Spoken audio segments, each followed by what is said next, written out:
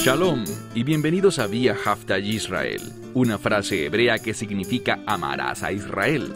Esperamos que se queden con nosotros durante los próximos 30 minutos, ya que nuestro maestro, el Dr. Baruch, nos compartirá una enseñanza expositiva de la Biblia.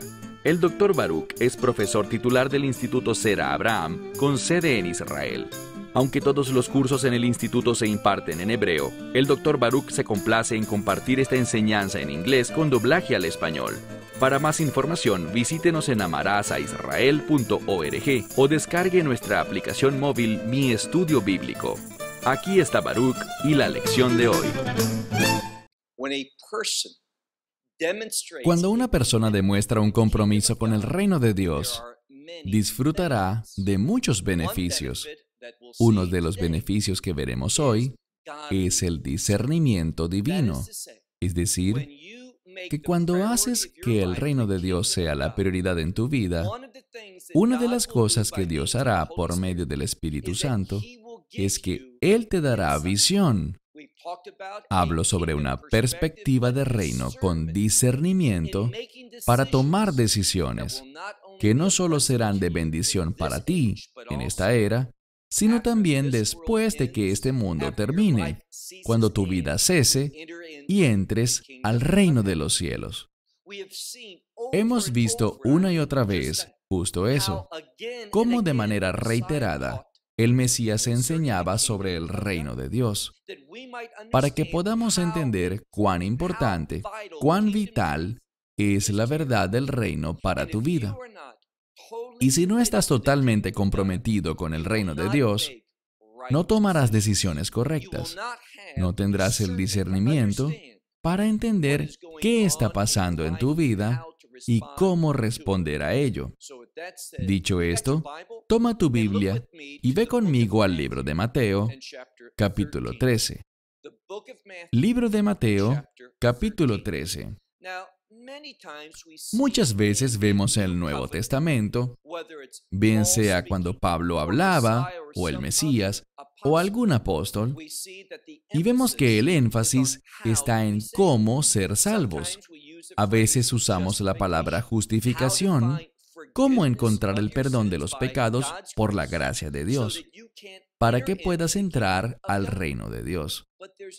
Pero hay otros pasajes de la Escritura que no tratan sobre cómo ser salvo, sino sobre cómo vivir una vida obediente, cómo vivir de tal modo que le traigas honor y gloria a Dios, cumpliendo sus propósitos y estando comprometido con las cosas que Él dice que son importantes.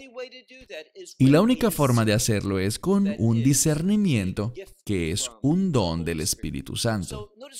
Noten lo que dice aquí en Mateo 13, verso 47. De nuevo, el reino de los cielos es como una red. Aquí no vemos mencionarse cualquier tipo de red, sino esta es una red de pesca, la que un pescador lanzaría al mar. Y eso es exactamente de lo que se trata este ejemplo. Mira de nuevo nuestro texto, verso 47. De nuevo, el reino de los cielos es como una red, que habiendo sido lanzada al mar, recoge toda clase de peces. Entonces, vemos aquí que Dios está haciendo algo. Nos está enseñando que en la vida recogemos cosas. Y si vamos a ser de su agrado, a hacer lo que Él quiere que hagamos, entonces tenemos que tener ese discernimiento, como lo veremos en un momento. Estas cosas son recogidas y cuando está llena, cuando la red está llena, es levantada hacia la orilla del mar. ¿Y qué ocurre? Sigue leyendo. Ellos se sientan, los pescadores, y recogen lo bueno en la cesta. Aquí está la clave. Con el fin de recoger las cosas buenas, Él tiene que saber qué es bueno y qué no es bueno. Y no puedes dejarlo a tu propio conocimiento, tu propia perspectiva. Con el fin de discernir lo que realmente es bueno, necesitas escucharlo del Espíritu Santo. Solo cuando estás comprometido con los propósitos del reino, solo de esa manera tendrás esa habilidad para discernir y recoger aquellas cosas que son buenas y colocarlas en canastas. Sigue leyendo. Pero las cosas que están corrompidas. Vemos esto. Existen simplemente dos tipos de cosas.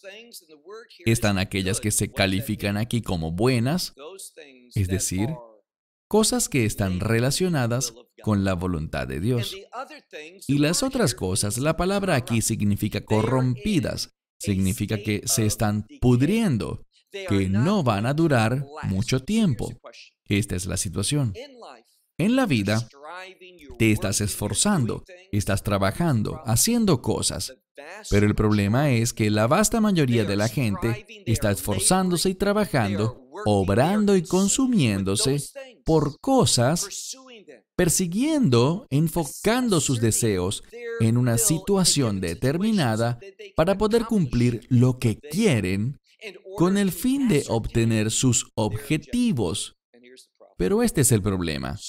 Con mucha frecuencia, para la gran mayoría de la gente, lo que están persiguiendo, lo que tienen en sus manos, son cosas que están pudriéndose, cosas que realmente no durarán y no tienen nada que ver con el reino de Dios. Y por lo tanto, ¿qué dice Pablo al respecto?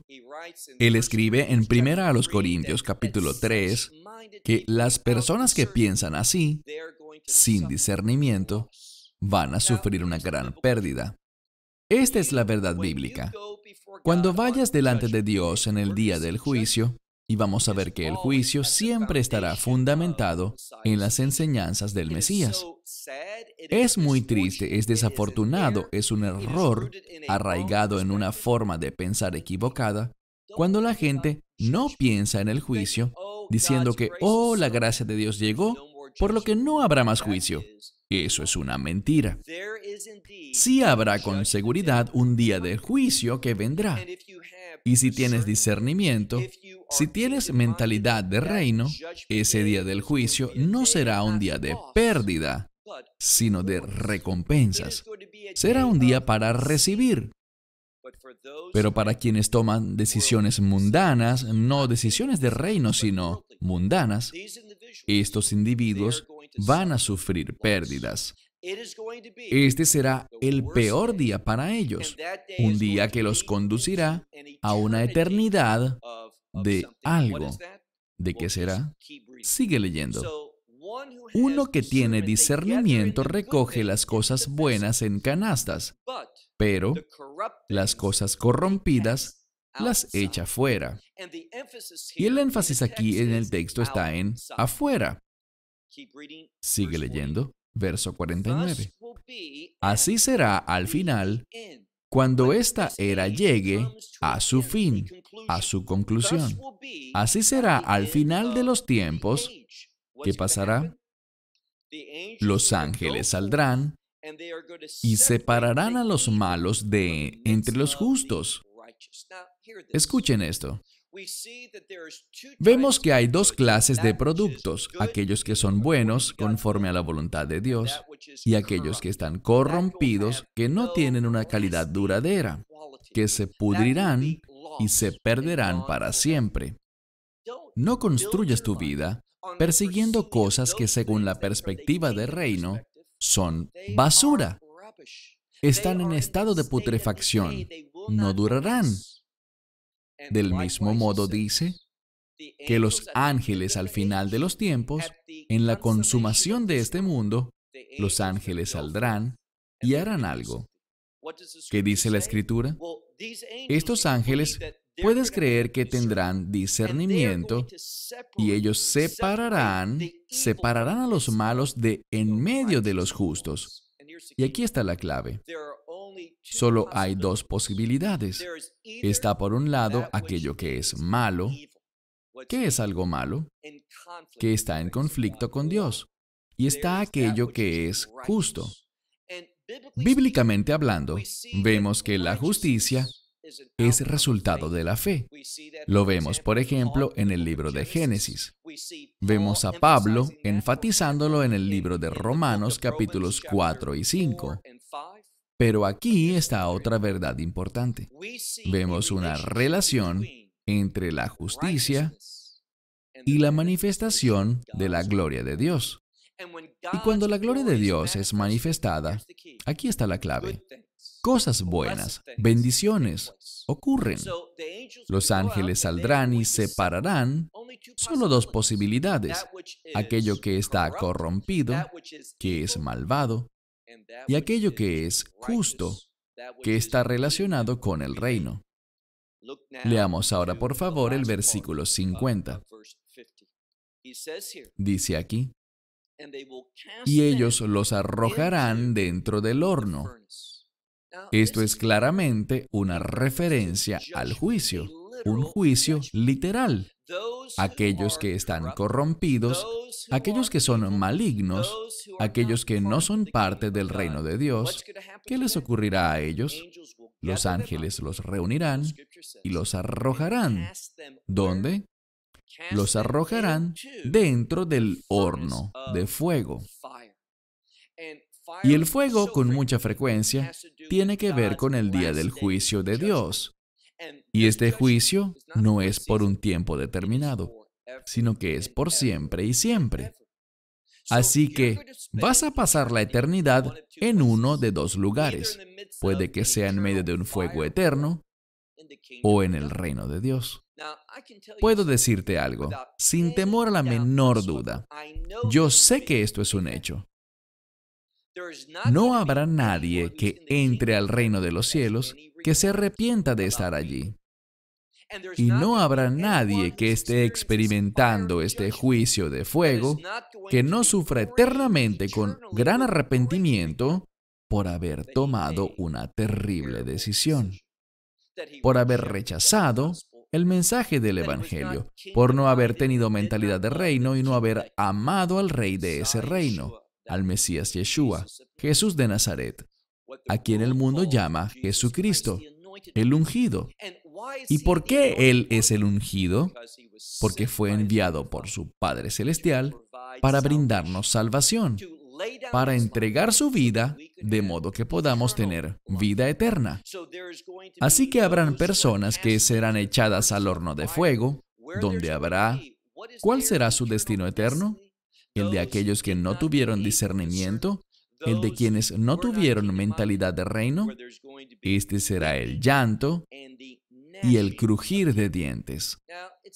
Es interesante porque esta frase, el crujir de dientes, está en modo definitivo.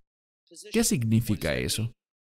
Bien, esta modalidad definitiva significa que hay un crujir de dientes específico asociado con el juicio eterno de Dios.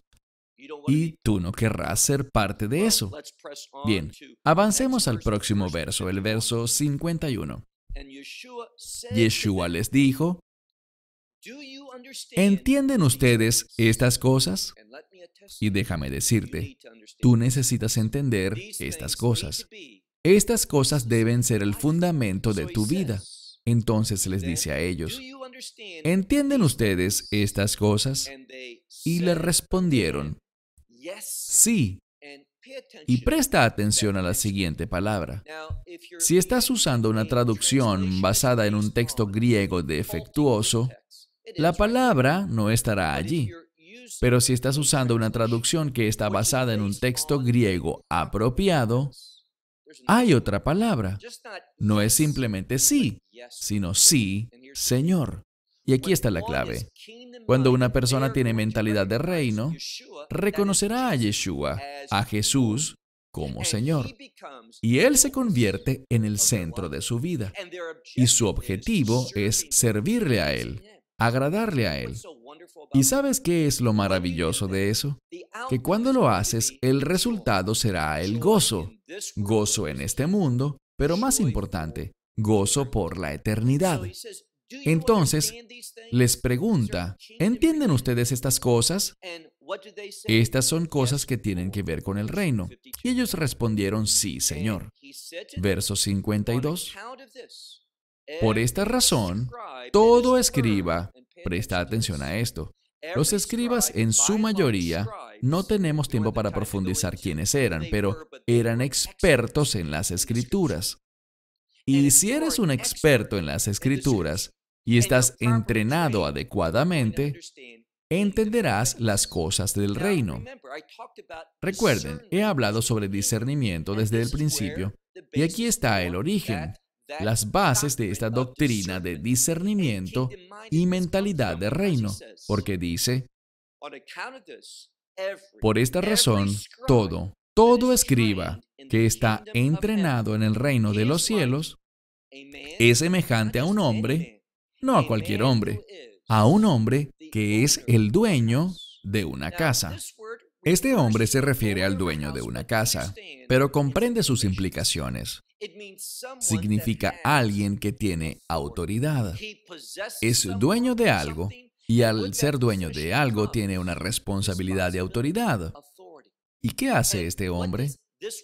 Noten lo siguiente. Es semejante a un hombre, el dueño de una casa, que saca de su tesoro, estas son sus posesiones, todo lo que tiene. Él saca de su tesoro lo nuevo y lo viejo. Es muy importante que entendamos lo que está siendo dicho aquí. Él tiene discernimiento para diferenciar lo nuevo. Y por cierto, si estudias bien el Apocalipsis, encontrarás algo que es verdad no solo allí, pues es referido muy claramente en ese libro, sino que también es enseñado en otros lugares, como por ejemplo en Jeremías 31.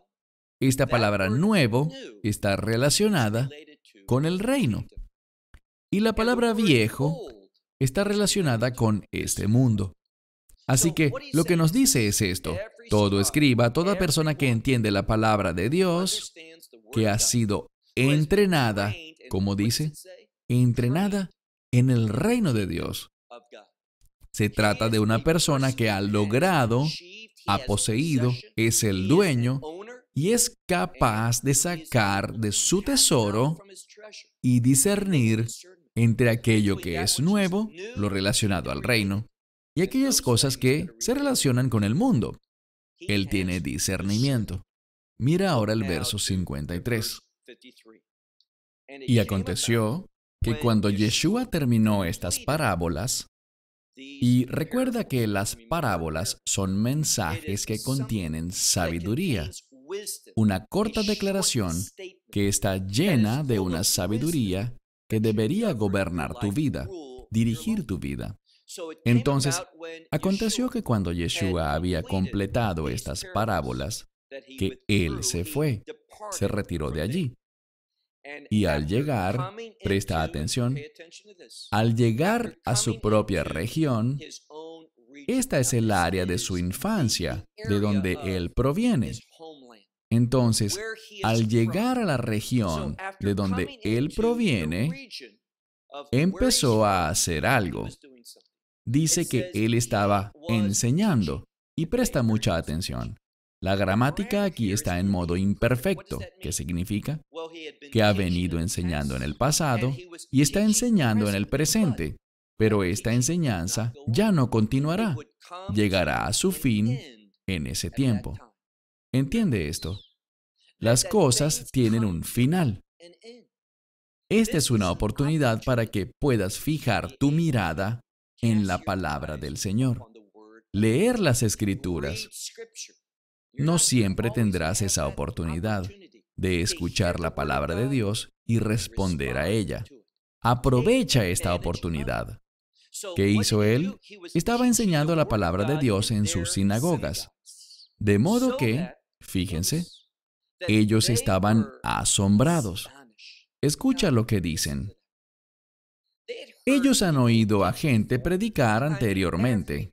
Cada día en la sinagoga se dictaban lecciones, se estudiaba la palabra de Dios, se compartía y enseñaba la revelación de las Escrituras.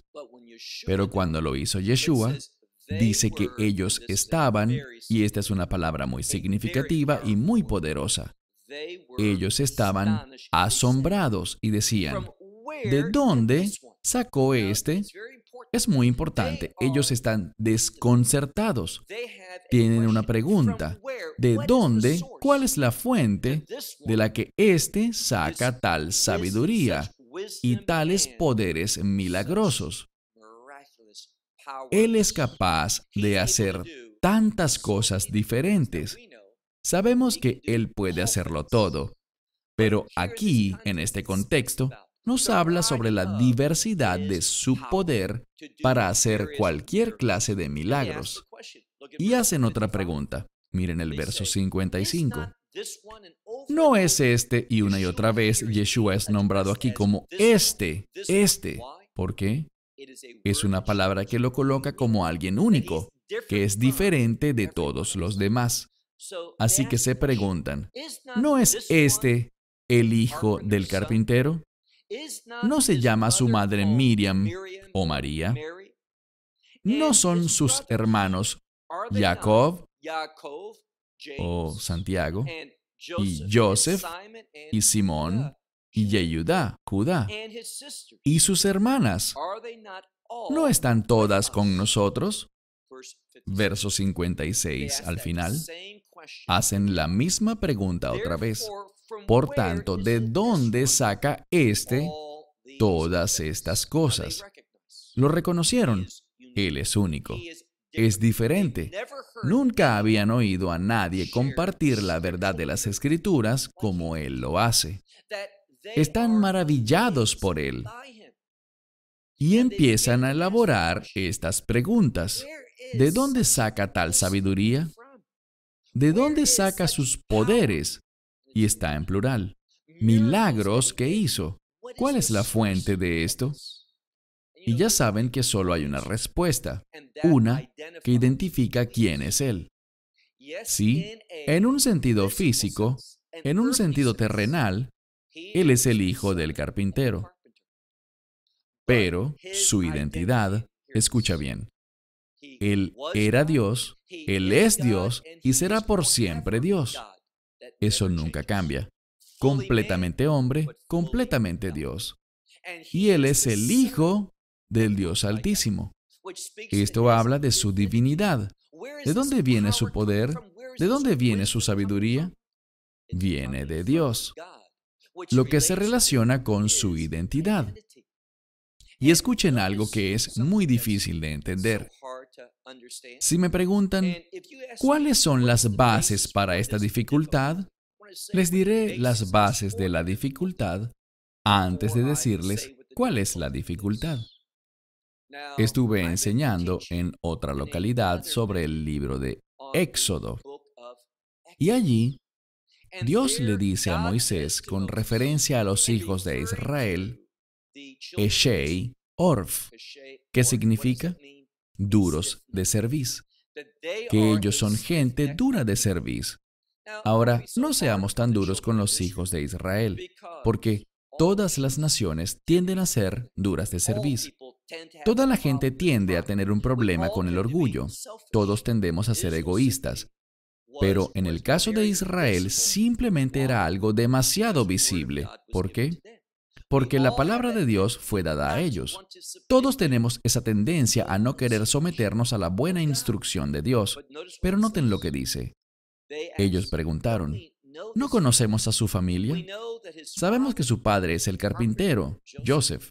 Su madre está con nosotros, María. Conocemos también a sus hermanos, Jacob, Joseph, Simón y Judá. Y conocemos a sus hermanas, que están aquí con nosotros. Por tanto, miren el verso 56 al final. Por tanto, ¿de dónde éste saca todas estas cosas? Y sabemos la respuesta. De Dios. Pero noten lo que dijeron. Verso 57. Y ellos se sentían ofendidos por él. Esta palabra es una palabra única. Lo he mencionado en muchas ocasiones, pues se repite una y otra vez en el libro de Mateo. Es una palabra para escandaloso. En ocasiones, cosas malas ocurren.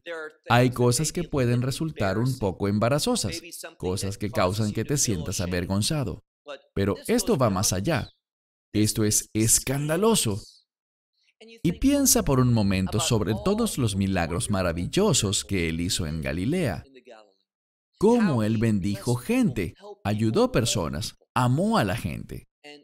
¿Y cómo están ellos? Cuando ellos notan lo singular que Él es y que proviene de su misma región, se sentían ofendidos. ¿Y qué nos recuerda esto? Si eres un buen estudiante de la Biblia hebrea, el Antiguo Testamento, sabrás cuán duro fue para los hijos de Jacob aceptar a su hermano José. Los sueños que recibió, la revelación y cómo Dios quiso usarlo.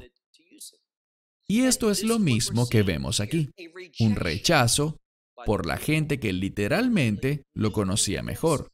¿Por qué? Por celos, orgullo, por esa dureza de cerviz. Y por tanto, una vez más, verso 57, ellos estaban ofendidos por él. Pero Yeshua les dijo, esto no lo sorprendió, a él nada lo sorprende. Les dijo, no hay profeta sin honra, es decir, un profeta solo carece de honra, ¿dónde? Excepto en su propia tierra, en su propia región. Son estas personas que debido al orgullo y a los celos, que no lo quieren recibir. Es lo que vemos aquí. Ellos deberían estar agradecidos, deberían estar emocionados, llenos de gozo, que a uno de ellos, de su propio pueblo, Dios lo esté usando, que Dios lo haya llamado a ser no solo un profeta, sino el profeta, aquel de quien Moisés habló, quien es ciertamente el Redentor, el Salvador, el Señor de señores y Rey de reyes. En otras palabras, el Mesías. Así que dice, es solo en su propia tierra que un profeta carece de honor. Y en su propia casa, aquellos que mejor le conocen. Y por lo tanto, último verso, verso 58. Y por esta razón, ya veremos cuál razón. Dice, y no hizo allí. ¿Por qué la palabra allí es tan importante? Porque allí está relacionado a esa tierra, a su lugar de origen. No hizo allí muchos milagros debido a su falta de fe. Y esta palabra falta de fe significa que ellos se oponían a creer. Estaban convencidos, pero lo rechazaron debido a ese orgullo y esos celos. No permitas que el orgullo te cause perder el discernimiento del reino. Shalom desde Israel. Esperamos que te hayas edificado con el mensaje de hoy y lo compartas con otros. Te invitamos a seguir nuestros estudios cada semana por este canal y por el portal de YouTube de Amarás a Israel. También puedes descargar nuestra aplicación móvil gratuita, Mi Estudio Bíblico. Finalmente, para obtener más información sobre nosotros, visita nuestra web amarasaisrael.org, donde encontrarás otras conferencias de Baruch en audio, video y texto. Hasta el próximo programa. Que el Señor te bendiga en Yeshua HaMashiach, Jesús el Mesías, mientras caminas con Él. Shalom desde Israel.